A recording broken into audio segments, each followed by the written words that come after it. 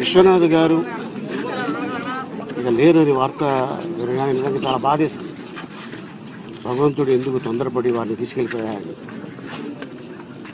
ఎందుకంటే cell phone లేని రోజుల్లో చెన్నైలో గుణశేఖర్ డైరెక్టరు, శివాజీ రాజా, భాస్కర్ బాబు మేమందరం ఒక అపార్ట్మెంట్లో ఉండేవాళ్ళం. అది విశ్వనాథ్ గారి ఇంటి పక్కనే.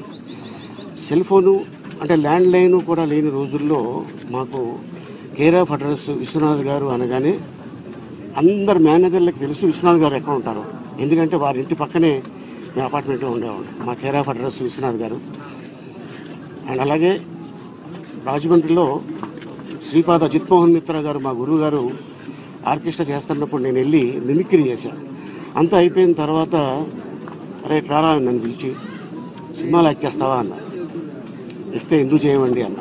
ఆ మాట వారికి నచ్చి నా రెండో సినిమా ప్రెసిడెంట్ పేరమ్మ, దీంట్లో నూతన్ ప్రసాద్ గారు హీరో, టీవీఎస్ రాజు గారు నిర్మాత, కవిత గారు హీరోయిన్. ఆ సినిమాలో గోకిల్ రామారావు కొడుకు వేషంగా నన్ను పిలిచి ఇవ్వటం జరిగింది. అంతేకాకుండా స్వాతి ముత్యం, శుభ సంకల్పం.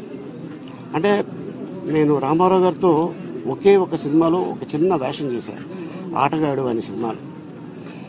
అయ్యో రామారావు గారి చేతుల మీదుగా నేను ఏ షీల్డ్లు అందుకోలేదు, వారి అభిమాని అని బాధపడ్డ రోజుల్లో అనుకోకుండా నాకు శుభ సంకల్పంలో వేషం రావడం, అది పెద్ద హిట్ అవ్వడం.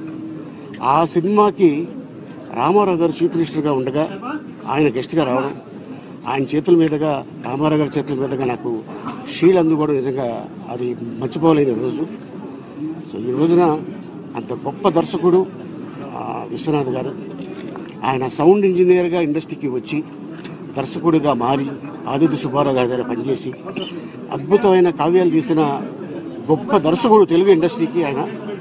సో ఈ రోజున మన మధ్యన లేరు అనే విషయం నిజంగా తెలుగు ఇండస్ట్రీ కూలిపోయింది.